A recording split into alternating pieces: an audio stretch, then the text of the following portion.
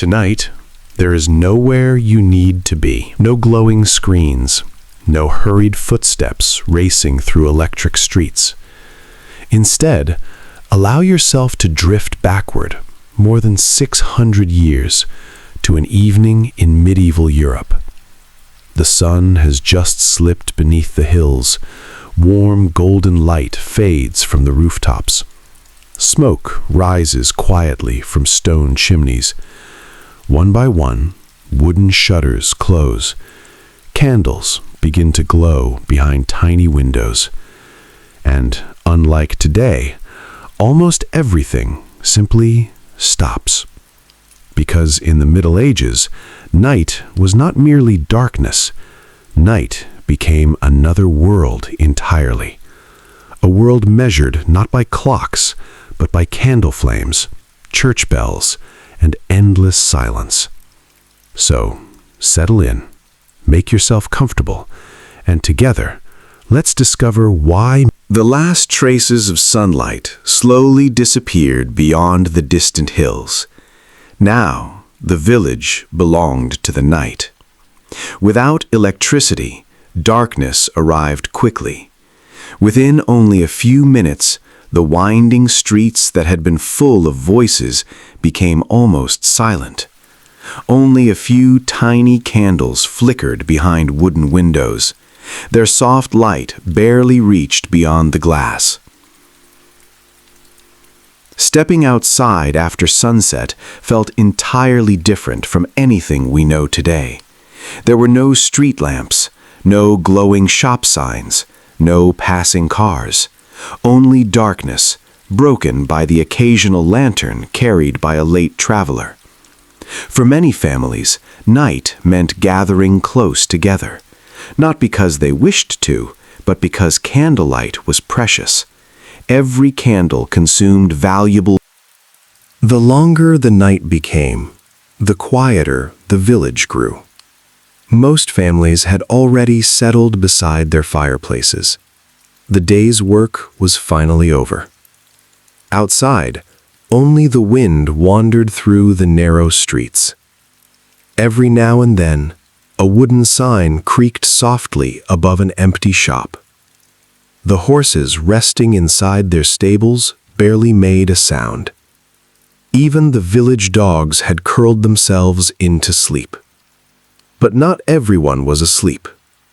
Far beyond the village, inside a lonely stone monastery, a few monks were still awake. Their lives followed a rhythm that had remained unchanged for generations. While others slept, they prayed. The soft glow of candlelight flickered across ancient stone walls. Quiet voices echoed gently beneath high wooden ceilings. There was no hurry, no noise. Only peaceful silence, broken by whispered prayers. High above the countryside, another lonely figure watched the night. A castle guard slowly walked along the stone walls. Lantern in one hand, spear in the other. Hour after hour, he watched over sleeping homes, empty roads, and distant forests disappearing beneath the stars. It was a quiet duty, a lonely duty. Yet someone always had to remain awake. Meanwhile, in another corner of the village, warm light still escaped from a small bakery. Tomorrow's bread had to be ready before sunrise. The baker patiently kneaded fresh dough, while the clay oven slowly filled the room with comforting warmth. Outside, the medieval night seemed endless. But inside, life continued quietly. One candle, one prayer, one loaf of bread at a time. As the night grew even deeper, time itself seemed to slow. Without bright lights, without clocks glowing beside the bed, people experienced the darkness very differently. Many would wake naturally, hours after falling asleep. Not because something was wrong, but because this was simply how life often worked. The fire had burned lower. Only a few glowing embers still warmed the room. Some people whispered quietly with their family. Others prayed. A few stepped outside for a moment, looking up at a sky so full of stars that it almost seemed brighter than the earth below. By the time the village had fallen completely silent, most people had already been asleep for several hours. Their first sleep was often the deepest. There were no alarm clocks, no glowing screens, no traffic beyond the window. Only darkness and the slow rhythm of breathing beneath heavy wool blankets. The fire and the hearth had become quiet.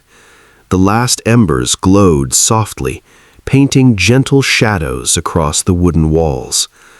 Outside, the stars continued their silent journey across the sky. Then, something remarkable often happened. Without panic, without fear, many people simply woke up. Not everyone, but enough that it became an ordinary part of medieval life. They did not believe anything was wrong. In fact, this peaceful period of wakefulness was so common that few people even thought to question it. Some sat quietly beside the fading fire. Some whispered with their husbands or wives. Others stepped outside, breathing the cool night air, while the village remained wrapped in perfect silence. For an hour, sometimes two, life slowed almost to a stop. And then, as naturally as they had awakened, they returned to bed, drifting gently into what we now call their second sleep. For many medieval people, this quiet time between sleeps was one of the most peaceful moments of the entire day. There was no work waiting, no crowded streets, no church bells calling people outside, only a world resting beneath the stars. Some people quietly added another log to the fire. Others checked on sleeping children, pulling heavy wool blankets gently over their shoulders. A few families shared soft conversations, their voices barely louder than the crackling embers. Outside, the air felt cool and wonderfully fresh. The moon cast pale silver light across rooftops, gardens, and silent village paths. Nothing hurried, nothing demanded attention. For a little while, the entire world seemed perfectly still. Then, one by one, the candles were gently extinguished, the last whispers faded, and the village slowly drifted back into its second sleep. To us, waking in the middle of the night might seem unusual, but for many medieval families, it was simply part of life. No one reached for a clock. No one wondered how many hours remained until morning. Time belonged to nature, not to numbers. The moon slowly crossed the sky. The fire quietly faded. The village remained wrapped in peaceful darkness. Some people spent a few moments in silent prayer. Others reflected on the day that had passed. Many simply listened to the wind outside or the soft creaking of old wooden beams. Eventually, their eyes grew heavy once again. The candle burned lower. The room became still, and one by one, they drifted gently into their second sleep. As the hours quietly passed, the medieval world became still once again. The second sleep had begun. The cottages fell silent. The candles had long since burned away. Even the fireplaces had become little more than glowing ash. Outside, the stars slowly drifted toward the western sky. A cool mist settled across the fields. The forests stood perfectly still, as though the entire world had paused for one final peaceful breath. Long before sunrise, a few familiar sounds quietly returned. Somewhere, a rooster stirred. A horse shifted gently inside its stable. A baker prepared to begin another day's work. The first hints of morning were almost impossible to notice. Yet slowly, the darkness began to soften. Without clocks, as dawn slowly warmed the rooftops, another medieval day quietly began. But before long, everyone knew night would return again. And when it did, light would once more become precious. Today, we flip a switch without giving it a second thought. A medieval family had no such luxury. Every evening, they carefully counted their candles. Each small flame represented hours of work. Some candles were made from animal fat, known as tallow. They were cheap but smoky and carried an unpleasant smell. Others were made from pure beeswax. These burned brighter, cleaner, and filled the room with a gentle honey scent. But beeswax candles were expensive, far too expensive for many ordinary families. For them, every candle had to last. Every flame mattered. For most medieval families, light was never taken for granted. As evening approached, every decision mattered. Should one more candle be lit, or should it be saved for tomorrow night? Children often finished their evening chores before darkness filled the house. Needles were put away. Books were carefully closed. Even simple household work became difficult once the room grew dim. Many families gathered together, not because they wanted to, because a single candle could only light one small space. So everyone shared that same warm circle of light. Stories were told.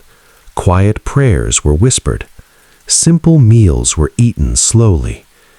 Beyond that tiny circle, the rest of the room disappeared into darkness. Night encouraged people to slow down, to speak more softly, and eventually to rest. When the final candle was extinguished, true darkness arrived. Not the kind of darkness we know today.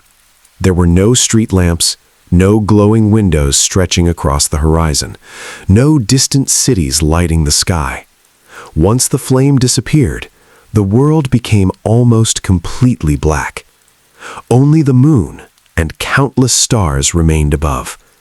On clear nights, the Milky Way stretched across the heavens like a pale river of light. People knew these skies well. Farmers, travelers, shepherds, and pilgrims often found their way by looking upward. The night sky was not hidden. It was part of everyday life. In many ways, the stars were as familiar as the roads beneath their feet.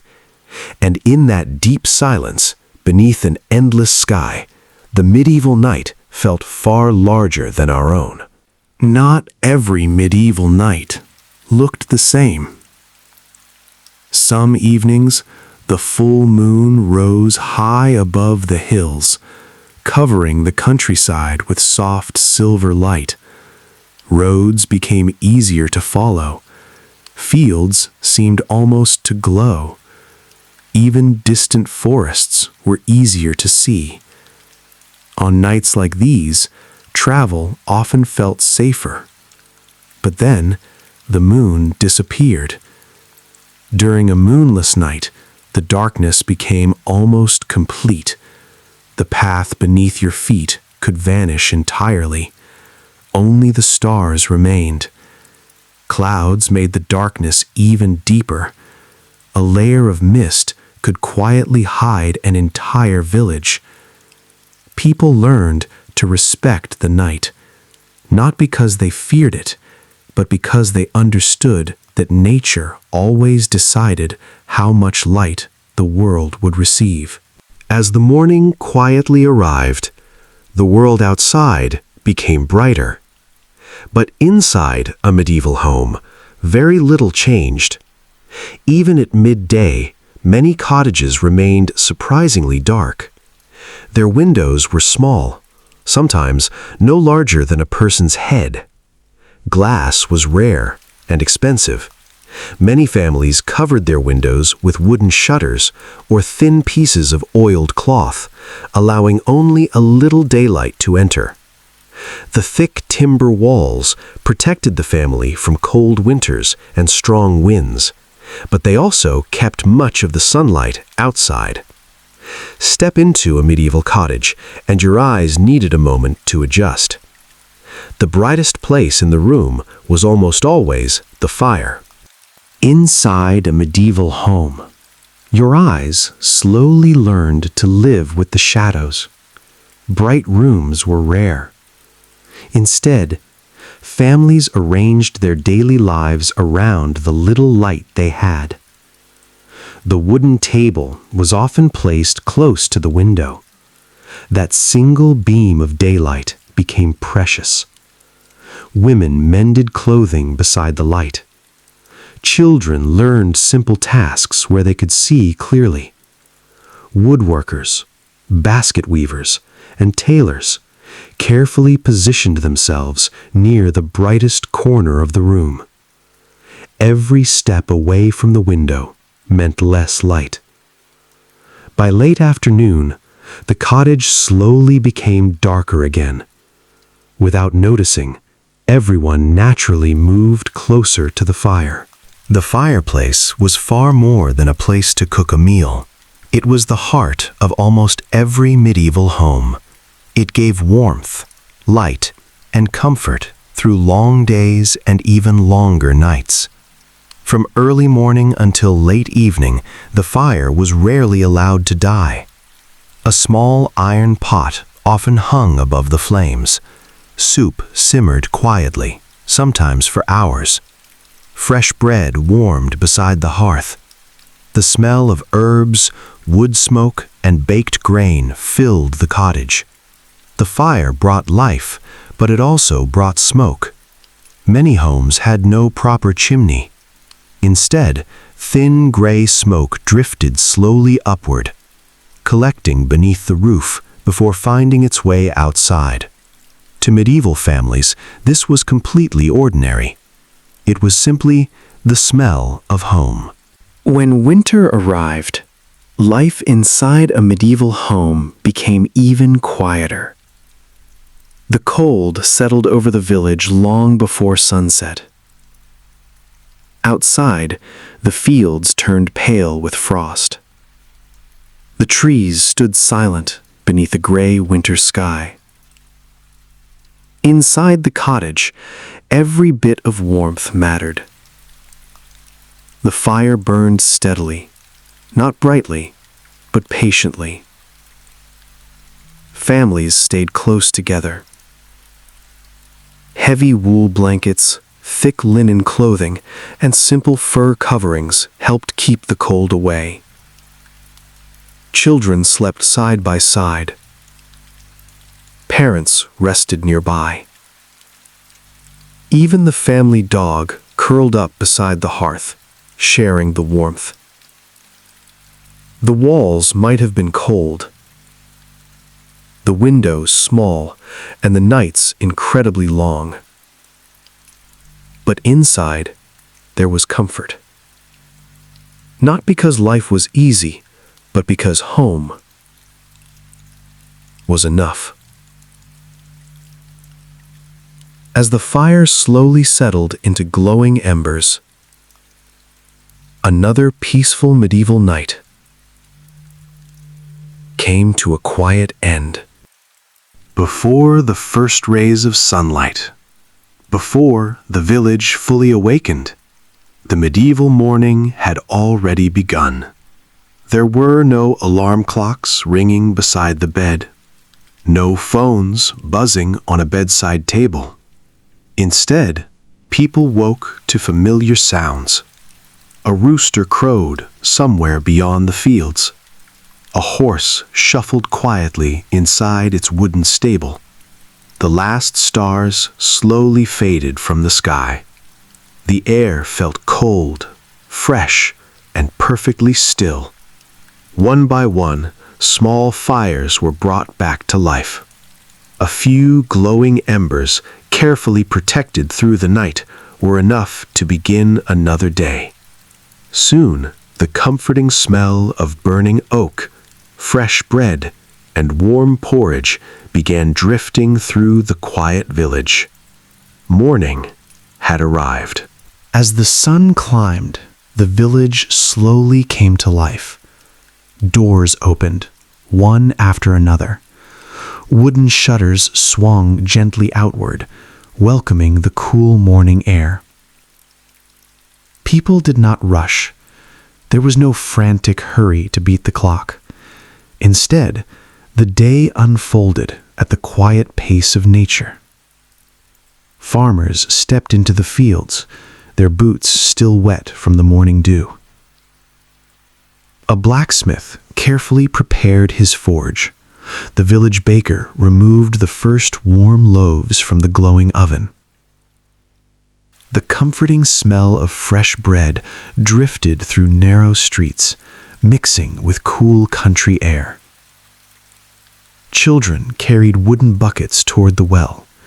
Neighbors greeted one another with quiet smiles before beginning another ordinary day. For the people of medieval Europe, morning was never loud. It arrived slowly, gently, and almost silently. As the morning grew brighter, the rhythm of the village became a little busier, not hurried, only steady.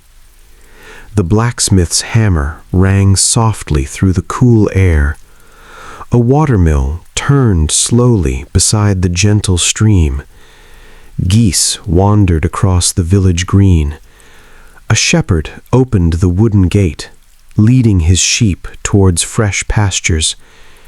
Merchants carefully arranged their baskets of apples, fresh vegetables, and warm loaves of bread. The smell of damp earth, fresh grass, and oak wood smoke filled the air. For medieval people, these familiar sounds were the beginning of another peaceful day.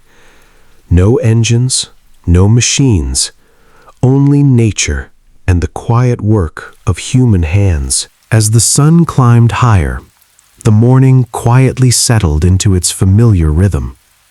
The village was fully awake now, yet nothing felt rushed. The baker smiled as neighbors carried home fresh, warm bread. Children laughed softly while chasing chickens across the village green. An old carpenter carefully shaped a wooden chair, his tools moving with patient hands. Nearby, a woman hung freshly washed linen where the gentle breeze could dry each cloth beneath the morning sun. The church bell rang softly across the valley. Not loudly, not urgently, but as a gentle reminder that another peaceful day had begun. For the people of medieval Europe, life moved with the seasons, the weather, and the rising and setting of the sun. Perhaps that slower rhythm made even ordinary mornings feel extraordinary.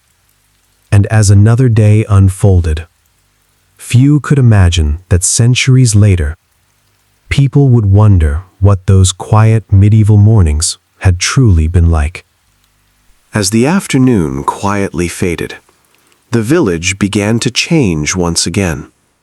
The bright fields grew softer beneath the golden light. Long shadows stretched across narrow paths and old stone walls. One by one, farmers returned home. Their baskets were lighter, their work complete. The shepherd guided his flock back through the village gate.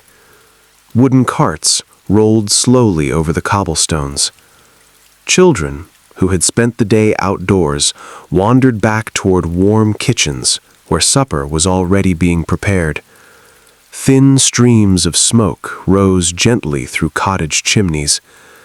The familiar scent of baking bread, roasted onions, and fresh herbs drifted quietly through the evening air.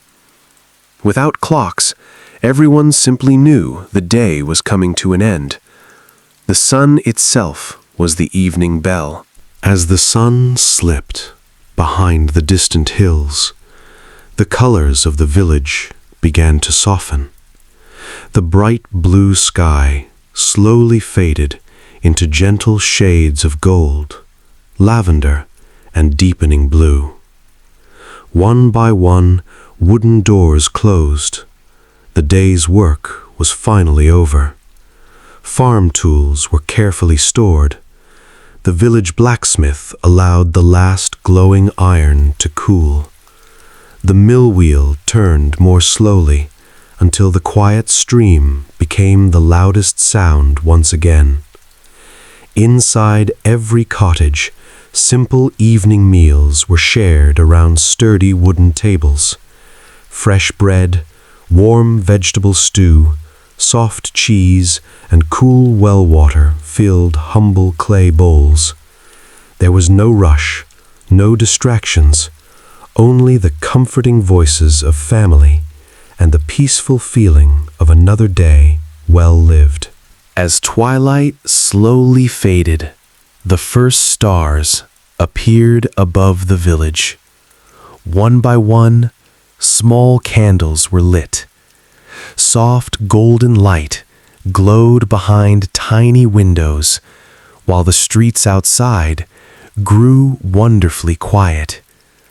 The last travelers hurried gently toward home. The village gates closed for the night. The blacksmith's forge stood silent. The marketplace was now empty. Only the gentle crackle of fireplaces and the distant hoot of an owl broke the silence. Inside each cottage, families finished their final conversations. Children grew sleepy. Parents smiled quietly, knowing another peaceful day had come to an end. Outside, the cool night breeze carried the scent of pine, wood smoke, and damp earth. The medieval night had returned once again. The village had fallen silent once again. The roads were empty. The workshops stood quietly in the darkness. Only the gentle glow of a few remaining hearths could be seen through tiny cottage windows. Above, the stars continued their endless journey.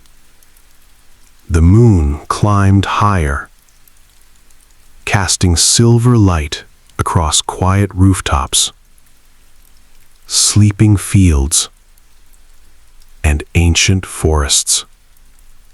Inside every cottage, families rested peacefully. Tomorrow would bring another sunrise, another loaf of bread, another day in the fields, another evening beside the fire. Life moved slowly, quietly, and gently. Perhaps that was the greatest difference between their world and ours. The medieval night was never something to conquer. It was something to accept, to listen to live within.